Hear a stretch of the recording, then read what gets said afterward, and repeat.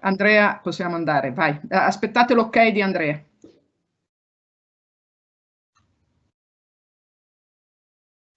Good morning to everybody and welcome to this section organized by Scienze Regionali, the Italian Journal of Regional Science.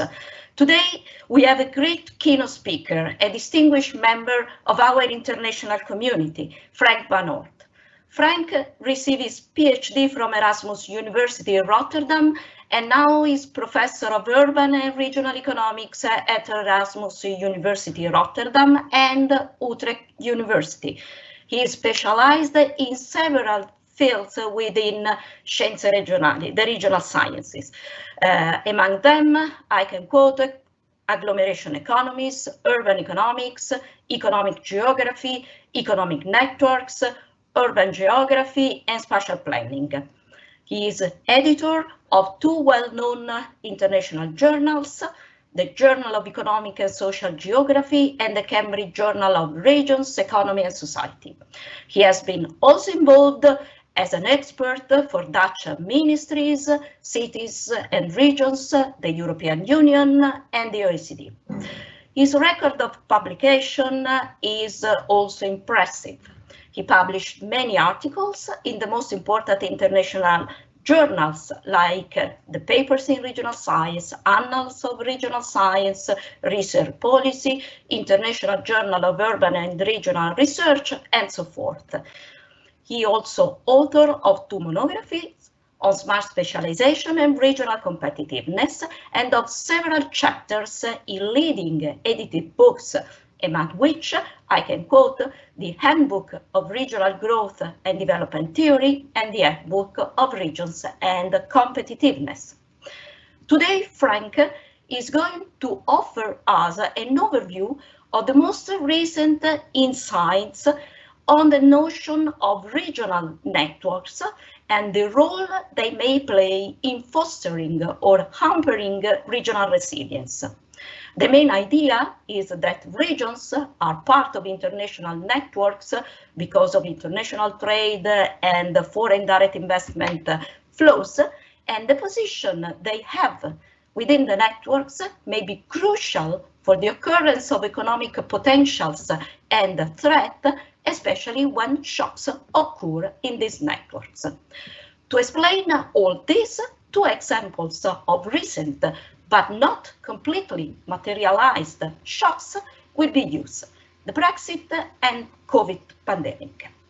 It is with great pleasure and interest that I'm going to listen network shocks and regional resilience, implication from Brexit and the corona pandemic.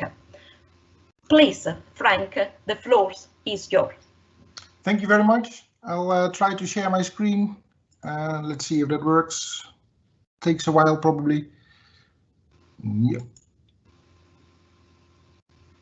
Is it all visible? Yes. Okay, thank you very much. Okay, I will be talking for a while about network shocks and regional resilience, and I try to focus on two shocks we have at the moment, which, as you indeed say, have not materialized yet because we don't have a Brexit yet. It's going to happen only at the end of the year. But we do have a corona crisis, but how to go on and how to be resilient to those shocks which are related to corona, that's an even bigger challenge than the one from Brexit. I did quite some research on Brexit, so I want to show some results from that. I also picked out quite some results from Italy to please you a bit.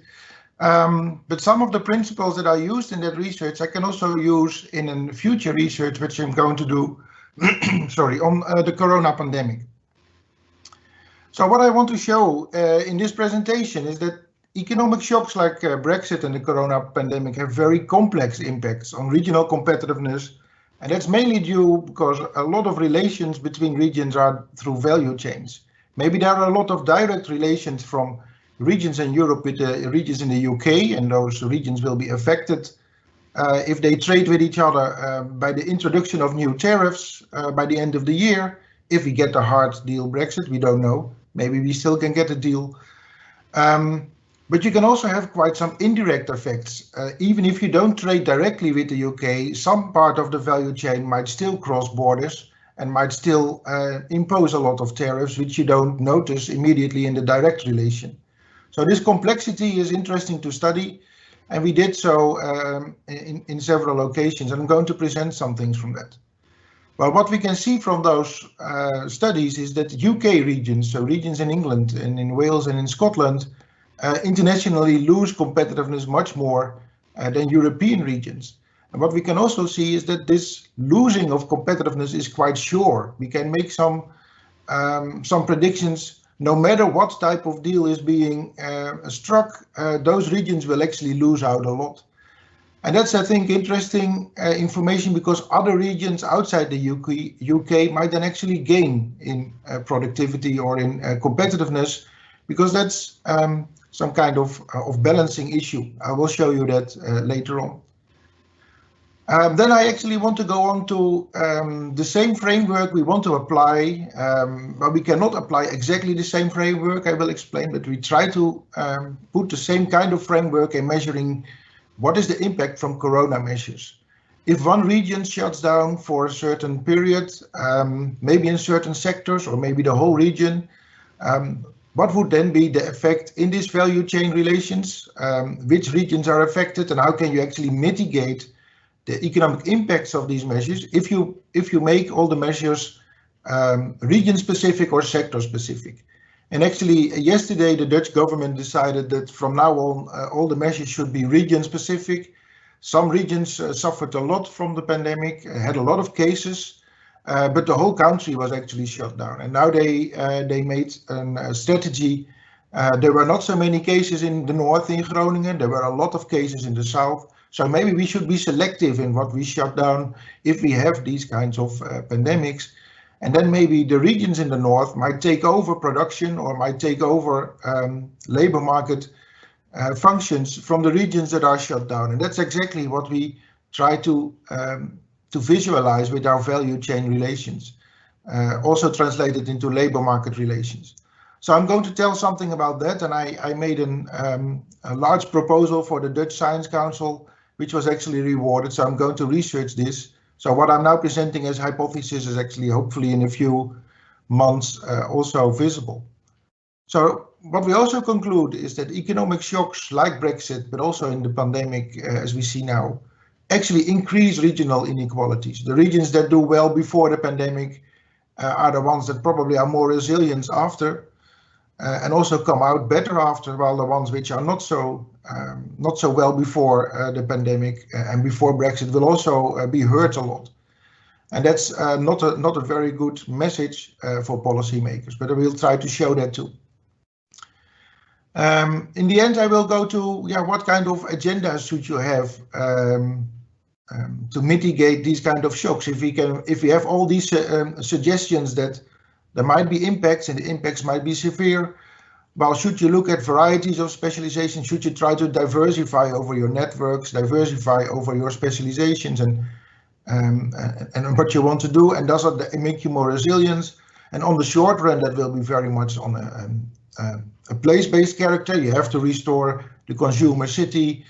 You have to restore medium-sized and small firms functioning in your city. But in the long run, you might actually look for labor complementarities, and also in what way interregional production networks might help you to get more resilient in the future. So this is in a nutshell what I'm going to present. If you drop off in the meanwhile, at least you've seen this. And the arguments I'm going to present, they are based on, well, the first outcomes we do for our research for the Dutch Science Council, which is called Regional Economic Impact Mitigation of Corona-related Escalation and De-escalation Policies, which is of course quite actual. And I first start presenting some issues which we found in the paper I wrote with Philip McCann, Raquel Ortega-Arguelles, Mark Tisse and Trond Husby on the implications of Brexit for UK and EU regional competitiveness. And that paper will soon be out in economic geography. So to start with the Brexit impacts on competitiveness, and competitiveness is something for firms, and firms are in regions. And this was a project initiated by Raquel Ortega-Arguelles in Birmingham, and it was for a program called the UK in a Changing Europe, It's a bit euphemistically framed, so it's the UK that has to adapt to a changing Europe, although it's maybe the other way around, that Europe has to adapt to a UK that wants to leave a common market. And we did a paper before on the exposure to Brexit, so to what extent are regions really exposed to threats, but now we translated this also into competitiveness. And competitiveness is a bit more complicated issue than only the exposure, because the exposure is about how many more costs will you have as firms and as sectors if you trade with the UK directly or indirectly via the value chain. And competitiveness is a bit more complicated, and I'll explain that. So we look at direct and indirect effects, and the idea was we look at all regions in Europe. It's not only the UK regions, but also the regions elsewhere. And we want to say something about, well, do we know things for certain? Do we know some impacts might be more plausible or might be extremely plausible, and other ones might be very uncertain? So we want to say something about even now we don't know what kind of treaty there will be in the end. We can still see which regions will be impacted to a very high probability and others maybe not. So the methodology we use for that is in 3 steps. First, we look at all the relations between regions in Europe in input-output modeling. So we see who is delivering to who. And then you can actually see if a product crosses the border with the UK and the rest of Europe, you will have to pay tariffs in the future, mainly for traded goods, not so much for traded services. Depends a bit on the treaty. If we get a hard deal Brexit, what's getting more and more plausible as time goes on, we have to pay the tariffs from the World Trade Organization. So actually what I'm going to present is the results we find for a hard deal Brexit, which is very plausible at the moment, or a no deal Brexit. And when we started with this project 2 years ago, they said, well, maybe that's not going to happen because we don't know, but the further we get in time, the more plausible it's that it's going to happen. So if we know those relations and we know what will be the price impact of those relations, we actually make a next step. Because if your prices are going to rise for certain products which you trade with the UK, it might not be so much of a problem if the prices of your competitors who also trade with the same regions and the same firms in the UK also rise. So if your price increase is 5%, but the price increase from your competitor is 10%, you still win in market share. And you might still end up in having more trade than your competitors have. So your position is bettering. So you should not compare yourself with everyone. You should compare yourself with which are the other regions and the other firms that are trading on the same markets. How are they affected? Can you say something about that? And what is your position then? And that's something we want to exploit in this research as well. And later on, if we make an indicator for regional revealed competition, we can also look what is the variance in this indicator if we have different types of scenarios, different types of tariffs being imposed. And this actually will show us if the results are very sensitive to the type of Brexit that is being imposed. And we will find out that for the UK, this sensitivity is very low, and they will be hit anyway, no matter what type of Brexit will occur. So I will explain those methodological steps and I apply it to some examples. Well, first is of course the direct Brexit, because if Belgians export beer to the UK in the future, they will have to pay more tariffs on that. So the UK has to pay tariffs to import it, and the Belgians have to pay tariffs to export it. But if they, and then it goes to London to the pub, and if London buys whiskey from Scotland, that's not tariff because that's the internal market of the UK. So that will be, of course, a difference. There's a line around the UK, and then everything crossing the line gets the World Trade Organization tariffs. But the indirect related cost can also be estimated. This is an example in which British steel is exported to Germany. In Germany, they make beer cans from the steel. Well, the steel is getting more expensive because it crosses the border. The beer cans are then exported to Belgium, and in Belgium they put in their famous beer, and then the famous beer goes to London again, and then it crosses the border and you have to pay. But also the white line, so this the steel transforming into the beer cans in Germany and then exporting it to Belgium, it does not cross the UK border, but they have higher prices. The steel is more expensive, and actually the beer also gets more expensive. So although the relation between Germany and Belgium is not crossing the border, the producers on both sides of this transaction face higher costs anyway, and that's an indirect effect which we can measure. And this is not really a fantasy, because actually, as you can see here on Twitter, it's not about beer cans but about bottles, but it's exactly the same story. So someone who's bottling beer actually experiences to a very large extent these kind of indirect cost effects.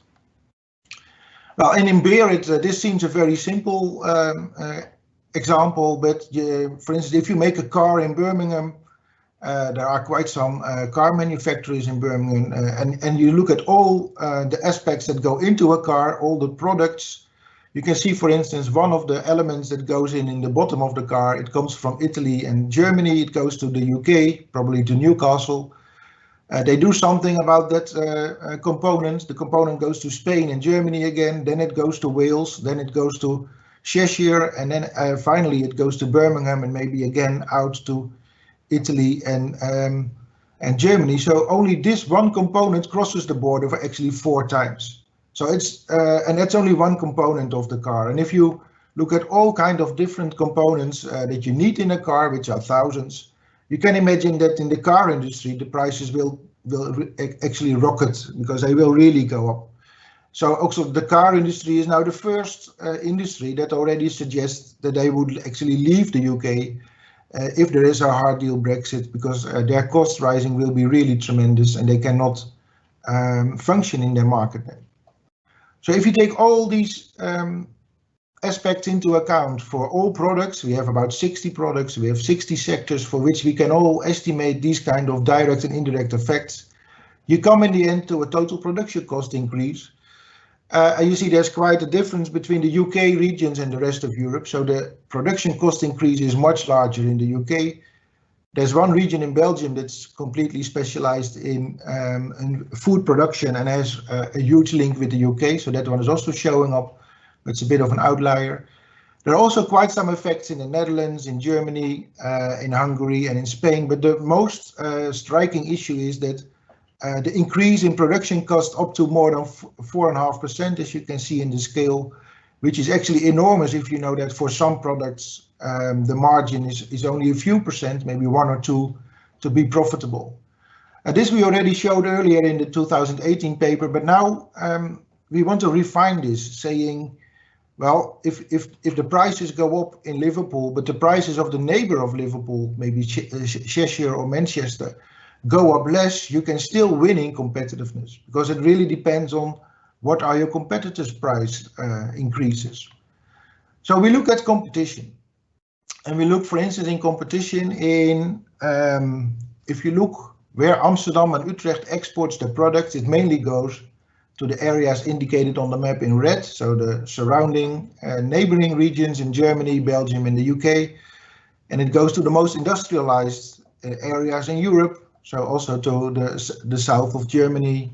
Milano and Barcelona are very large destinations of exports. If you do the same analysis for Paris, you will see they will export to more or less the same areas, and they export the same kind of products. So there's a big market overlap, and that's how we measure actually competition. And we can do that for those 60 products and 60 industries separately, so for 3,600 combinations. And then we have a very detailed map who's exporting what to who, directly and indirectly over those value chains. Maybe the firms in Vienna export the same product, but they export them to rather different areas, more oriented on Eastern Europe, which means that they might be competitors potentially, but now they are actually serving another market. So the Amsterdam-Utrecht market, which I showed in red, and the Paris market exports, which are in blue, purple, they're actually overlapping a lot. It means we can actually calculate this principle for all kinds of sector product combinations. So this was this is the reality. So this is actually counted with the EU Regio data, which is a data set which was created by the Netherlands Environmental Assessment Agency, where I work with together with. And you see it all, it more or less reflects what I showed you in the sketch. The larger the dots, the more larger the exports from the regions in green and in purple, so Paris and Amsterdam, Utrecht, to those areas. And yes, quite a considerable amount of export goes to the UK, as you can see. So the UK is a very important partner for the countries we're looking at. So we try to look at what is the impact on this competitiveness from the introduction of Brexit, but we do not look at different policies that might be implemented by the UK government. So they might actually try to mitigate most of the effects by introducing new policies. Maybe they can struck new trade deals with European countries, with US, with China. They're quite busy with it. They should hurry up a bit if they want to be ready by the end of the year, and I don't think they will really manage. But in the end, they can do a lot of policy, but we do not take care of that in our analysis. So maybe what we present now are some kind of upper boundary of effects, because there might be mitigating policies going on. But for now, we do not look at them because they're also not very certain how they're going to be implemented. Well, if you remember, in 2016, there was a voting in the UK to leave the European Union, and they actually promised lower bills for hard-pressed families, as you can see in the advertisements. And what we find is that they will actually pay much higher bills. If you leave a market which is a common market and you don't have much transaction costs, and all of a sudden you introduce the transaction costs again, the bills will be higher. Someone has to pay for it, and it will be the consumer. So this was the picture we had for the cost increase. But if you translate that to competitiveness, so that's the second step in our analysis, you get those two pictures. And the regions in blue actually lose in competitiveness, and the ones in red brownish can actually win in competitiveness. It means that some regions in the UK, in the picture in the middle, which is really focused on domestic trade and international trade together, you can see that some regions might even gain in competitiveness. So some regions have higher prices. For instance, the car manufacturing industry in Cheshire will go up by 8%.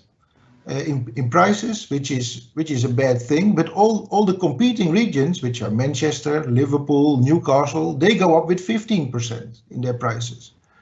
So that will actually mean that the car manufacturer in Cheshire is actually having a good deal, because he still wins in market share and he can still sell more products. So this is a kind of perverse issue that you can get, that some regions profit on the behalf of the neighboring regions.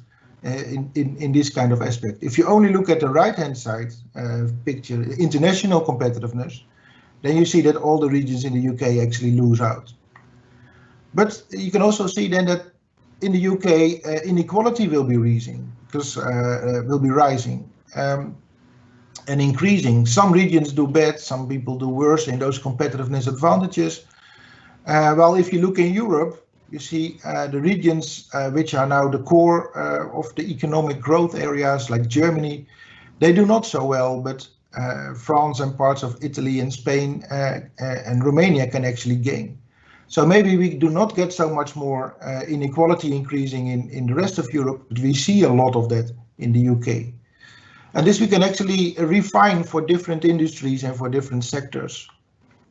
The next thing we wanted to know is, well, if we have different scenarios, can we see which regions always lose out, or is it really dependent on what kind of scenario you have? And that's the picture you see here.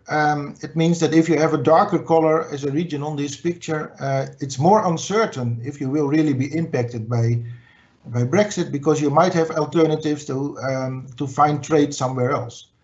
And you see that the regions in the UK is quite certain, because they have a very light color, that whatever the Brexit deal will be, they will be hit with what we saw on the previous picture.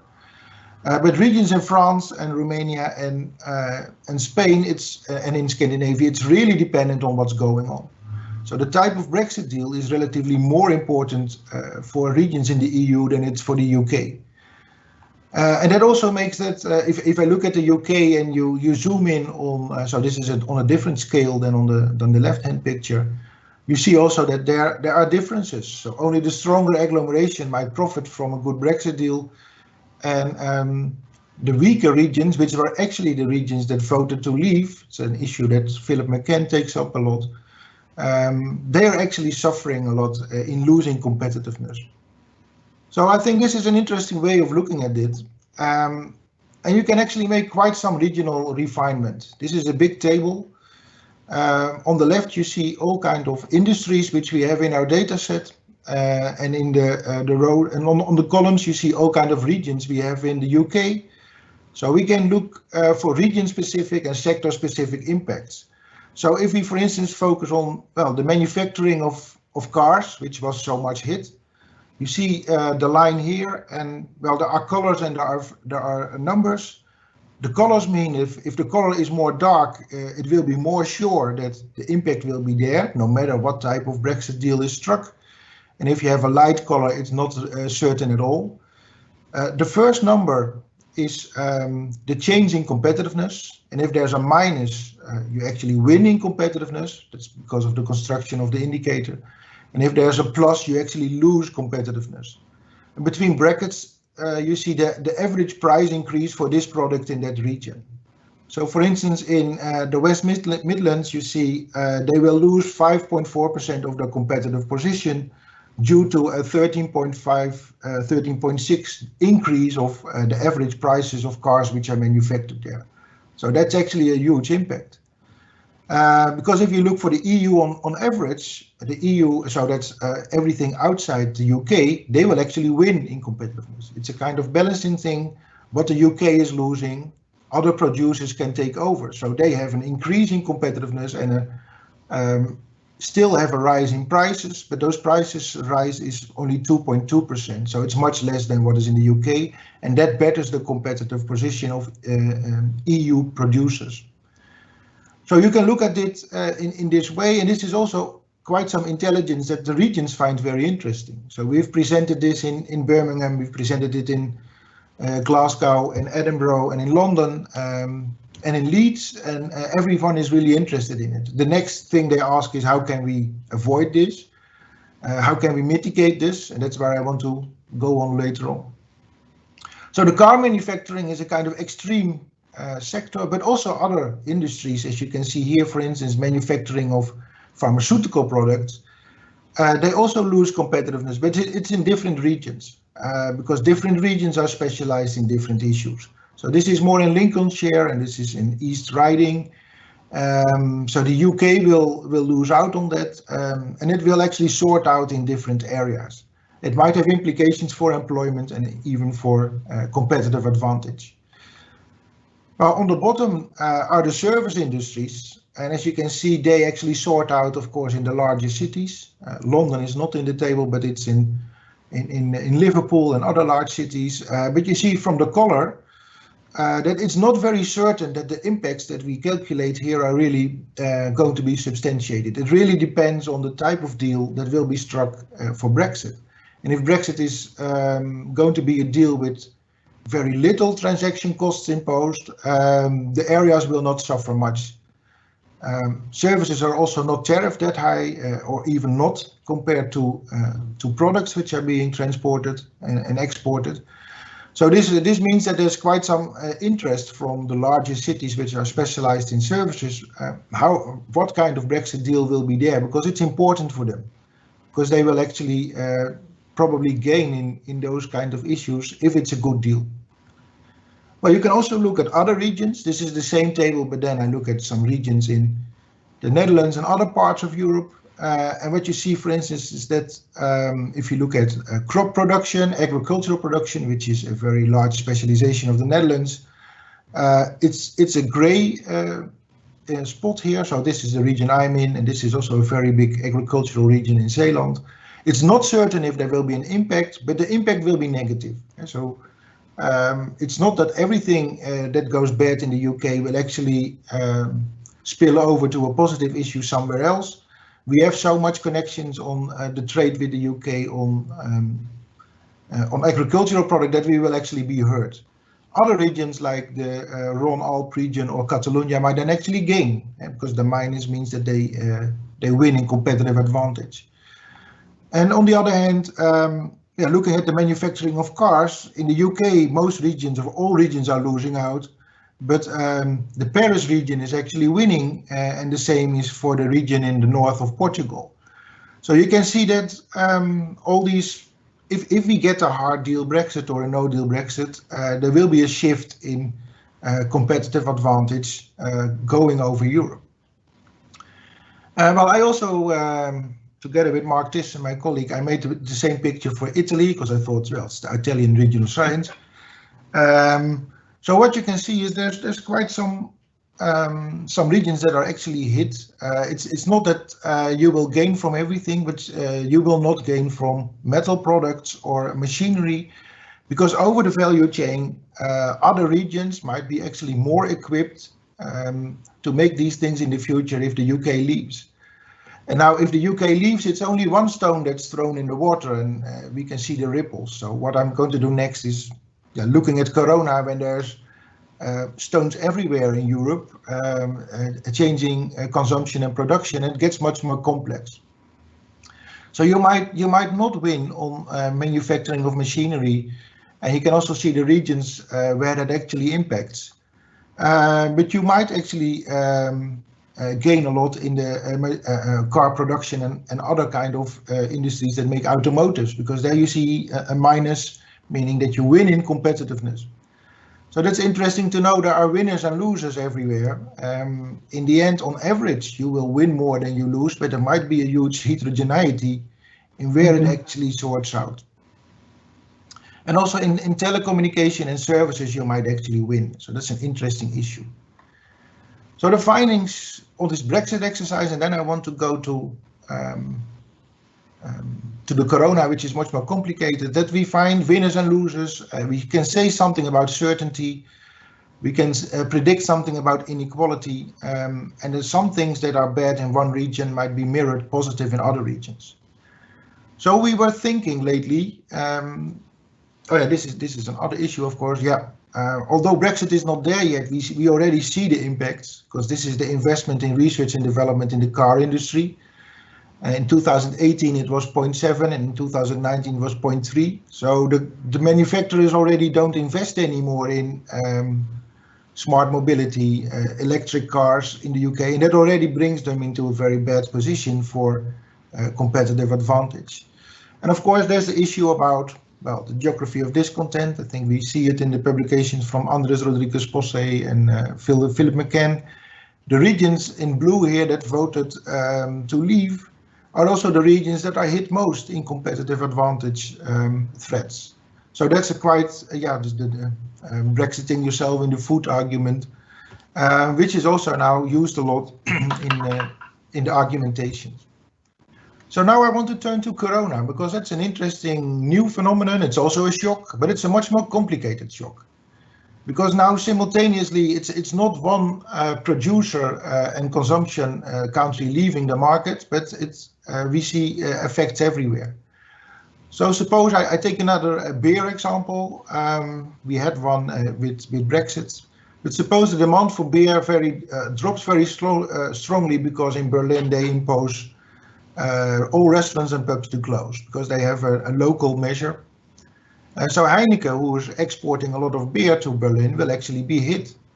But it's not only Heineken that is hit, also the competitors, like all the other suppliers of beer, they can also not supply beer anymore to Berlin. No one there goes to the pub. So it might not be that bad for Heineken for their competitive market share analysis, because all the other competitors are hit equally hard.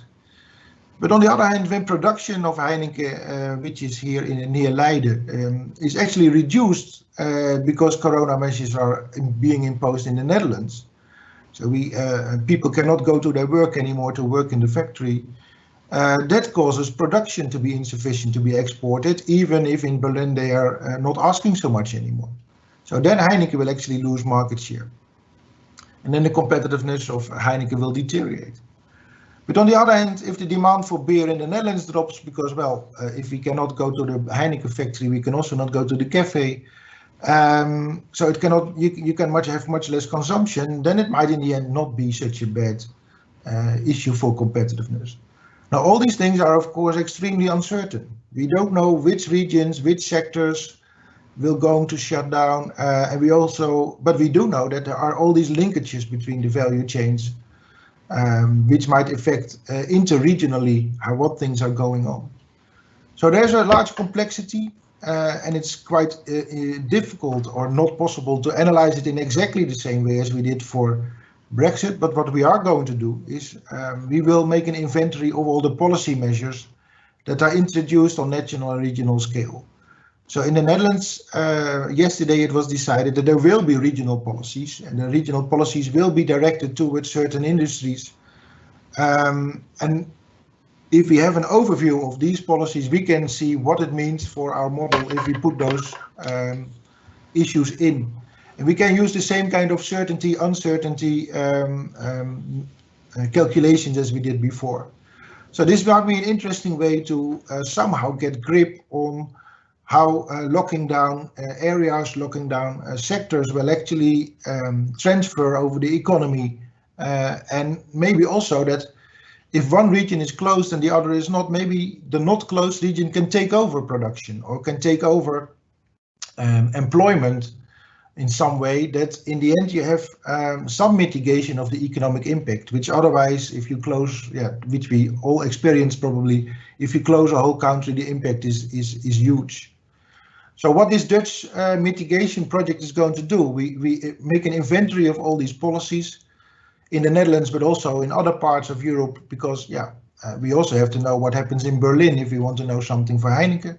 So in that way, we want to know that from a lot of agencies, and we are making a network to collect all these issues. We look at the short-term impacts on GDP, employment, and exactly this competitiveness issue, which we already developed. And we link it to the degree of uncertainty that impacts will be there. And on the long run, we want to see if structural change, reshoring, making things yourself again in the region. There's a lot of talk about that, but maybe the value chain, well, the value chain is there because it's the cheapest way to produce it. So it will actually lead to higher prices for sure. And also maybe you don't have the skills in your region to restart production. At least in the Netherlands, a lot of production facilities like shipbuilding or some high-tech industries, they moved out of the country already a long time ago. And of course, it's nice to restart this, but if you don't have the competences for that, it's very difficult to start it up, and it will definitely be more expensive. And we do this all in a trajectory to learn with policymakers. And I want to go to an ending, because this is what we're going to do, and we already have some issues which I think is interesting, namely that if one region is hit, is very hard. For instance, if the area around Rotterdam, where there's a lot of production, is somehow locked down, there are other areas like the one in Amsterdam or the one in Eindhoven, which are very complementary in the sectors we are talking about. They might take over production at the moment. If you look at all the repair and renewal agendas, it's nice to combine these issues, especially in Germany. The repair agenda is a renewal agenda, so they only subsidize very sustainable industries. They do subsidize electric car builders, but they do not subsidize the normal car builders. So you see that that's quite a political issue. Countries are very different in it. But if you want to repair things because of Corona, we don't know how long it will take. Well, you should maybe take the opportunity to look what might be structurally new, what might be, to what extent can you produce new things? Does it link to the things you already do? So that's about relatedness, and we have quite some record on that also as well. We can measure those things. The labor market might become more important in several ways. So there's a nice argument of Frank Nefke saying, there's a lot of flexibility in job automation, and it makes things very cheap, but in the end it also makes you vulnerable, and it makes you dependent, for instance, on those value chains, and for instance on a lot of things you cannot look into directly anymore. So we should probably try to have those value chains and also all the dependencies we're seeing, trying to get some regional resilience much more than we have now. And if there's one moment in time we can look at it, it might be now, because we have never had, I think, a shock that has been as big as we have now. So the other things the agendas are looking in, and which the project also wants to say something about, are the behavioral changes of people. I think we've all been working from home. I nowadays bicycle to my work, which is, I live in The Hague and I work in Rotterdam, so it's 1.5 hours on bike. But in the summertime it's still okay. In the winter I don't know. The housing market is an interesting market to look at, also to link it to this, because some sectors might be multiplier sectors, which are shown in our analysis, because they deliver to so many other sectors, and they're so important for the added value in the economy, that those multiplier industries are the ones who should be most protected or the first to be restarted if you have a lifting of a lockdown. So that's interesting if we can shed some light on that. So the examples of Brexit and Corona actually suggest, well, that you have a very large dependence which is very interregional in character. Stabilizing the most crucial demand and supply linkages is important, but you still don't know how it will work out in competitiveness. But it might actually facilitate that you can take over each other's production and take over each other's labor market specializations. Also need some political courage, because, well, the mayor of Amsterdam will probably not like to have some of the work being done somewhere else in a lockdown. He first wants to restore his own economy, of course. So we look at this vulnerability. I already made the argument, maybe not every region can diversify into every new things. You need cognitive skills to be present. And of course, yeah, many of the repair agendas we see now, they're really place-based. So we have to restore the consumption function, the shopping, the restaurants. But I think there's a very big deal to make that a lot of things will actually be network-based. And some of those networks, it's really difficult to influence as a policymaker in your city, because, well, those value chains organize themselves. But I think the research we did for Brexit, and if we can extend that somehow to Corona, might be very informative how these network issues can actually complement the place-based issues. So this was the first slide, and it's also the last one. It summarizes what I wanted to show, that, well, we have complex impacts. Some things we can actually predict with much more certainty than other ones. A regional and sectoral differentiation of Corona measures, so not locking down a complete country for a lot of sectors, but be selecting in that might be mitigating the economic impacts to a very large extent. We talked about inequality, which especially in the UK will be much more. And then how place-based and interregional policies might actually, and network policies might be combined.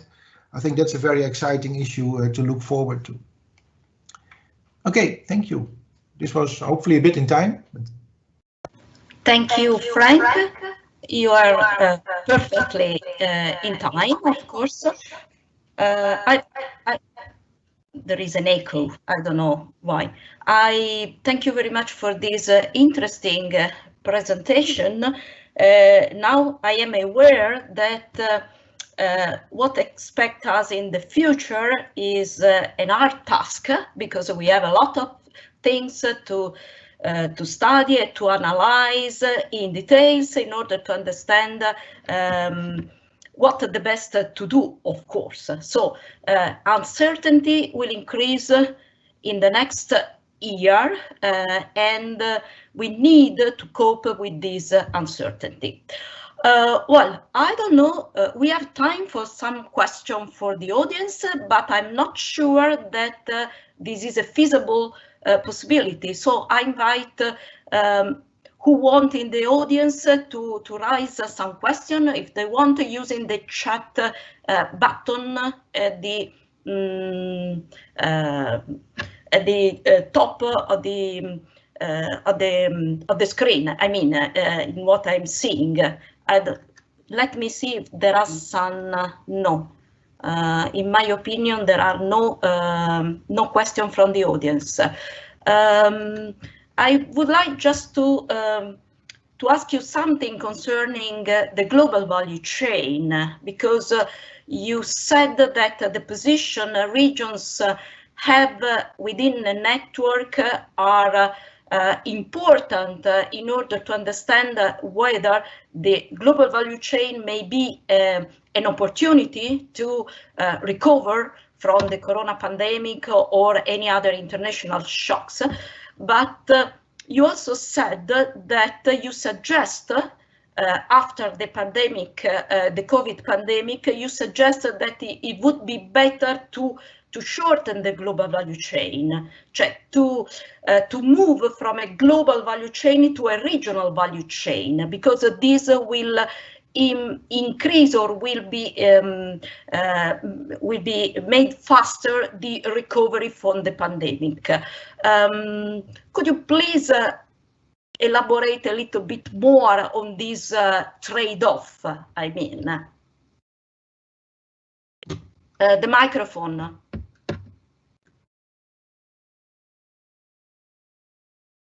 Yeah, thank you. Good question. Well, it depends on what you define as regional. I don't think every region can start making things themselves and have a value chain in your region. It would make regions autarkic, and I don't think that's very plausible, because to some degree I think the globalization will still be there.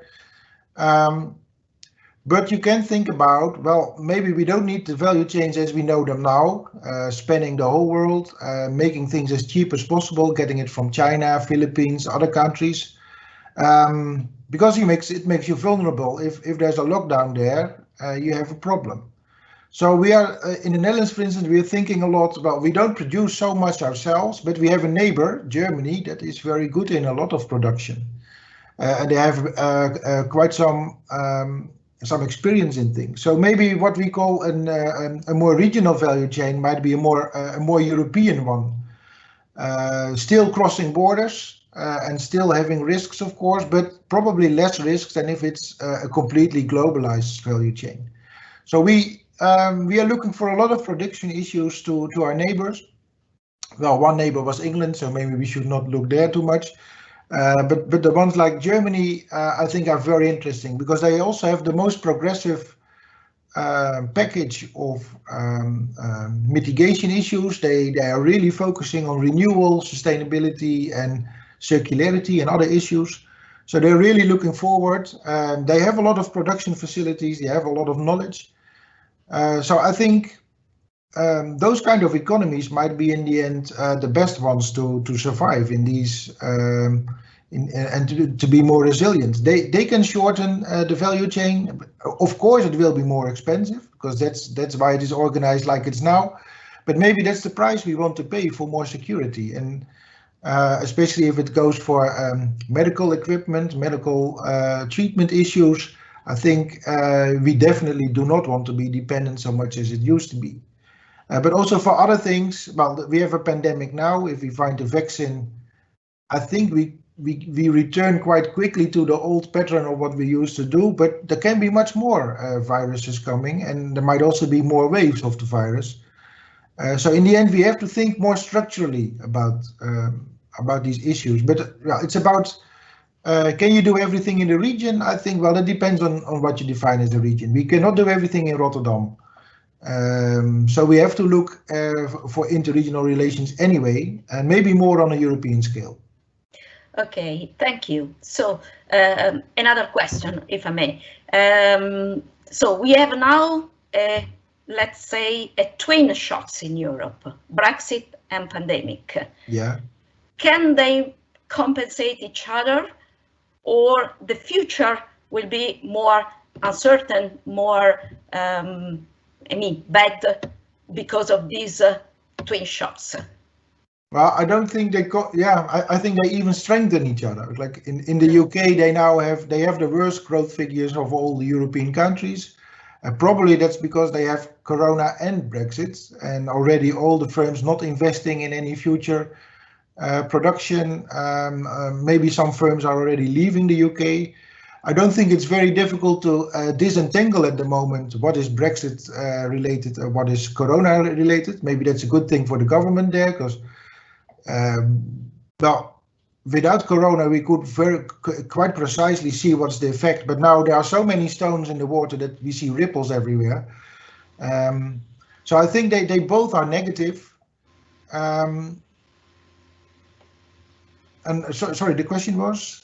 The question was whether these two twin shocks compensate each other, yeah, or create creating one some opportunity and the other one some cost, or they will strengthen each other, so we will have only cost. That's true. Well, I think we have a lot more costs. I think we will have more shocks in the future. Now we look at Brexit and Corona. We also are having a project on the Road and Belt Initiative, which is the railway from China to Europe. Well, it crosses 27 countries, which are not that stable yet. But if it is going to function and it will transport a lot of goods, instead of going by boat to Rotterdam by ship, maybe they go over the rail.